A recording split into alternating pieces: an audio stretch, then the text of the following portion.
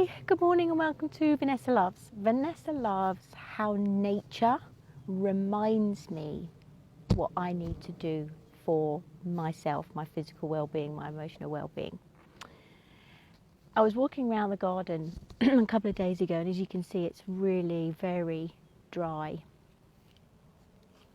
until I got to this spot here, and it's all prickly and brown and spiky to walk on until I got to this part of the garden, and it was soft and green and lush in places.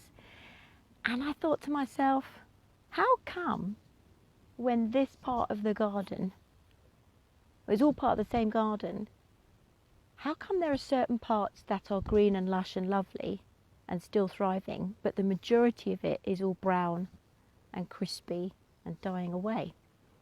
And of course then when I looked up, it's the shade of the tree that's protecting this part of the grass, especially at the highest point, the hottest part of the day.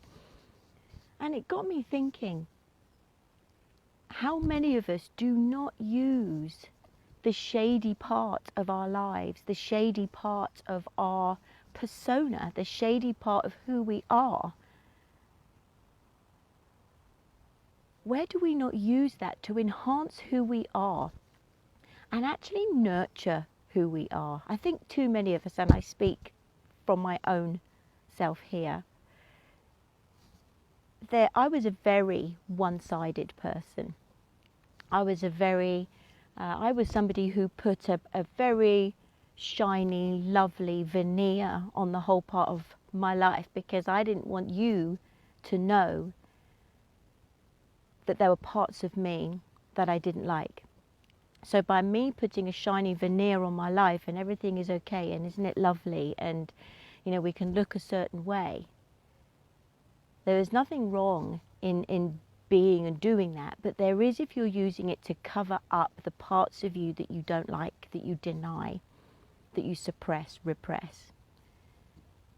It's not until I went into the shady areas of my life, the shadow part of my life, and actually got comfortable with the parts of myself I didn't like, the parts of myself I was denying, the angry, the bitter, the resentful, the ugly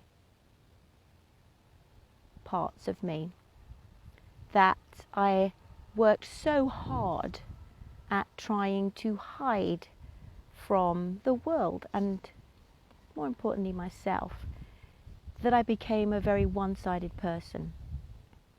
It became very hard work to keep my head above water, to keep striving, etc., etc. And it's not until, I've got a bumblebee that wants to come and play. It's not until I accepted that part of me, the ugly part of me, the angry part of me, the bitter part of me, the part of me that resents and blames. And I played with it, and I had exercises I did around that made it fun, but equally really brought me to a place where I accepted myself. And then as a result of that, I was able to let it go. And as a result of letting it go, was able just to like and love myself a lot more. And so much changed after I did that. What on earth was that?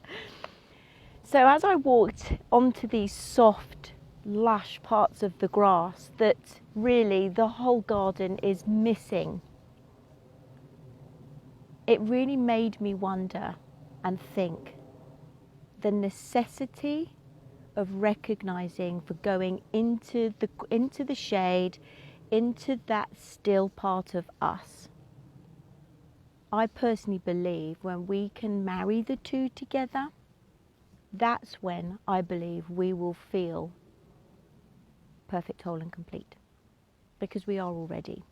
But when we put a veneer on it and we deny one part of ourselves, one half of ourselves, the other side of ourselves, is just where it becomes, quite frankly, painful and hard work and what's the point? But actually this garden is what it is because of the trees, because of the dry, spiky brown grass, because of the lush patches. It's all of it.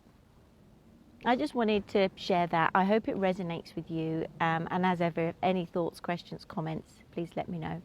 But thank you for joining me on Vanessa Loves Today.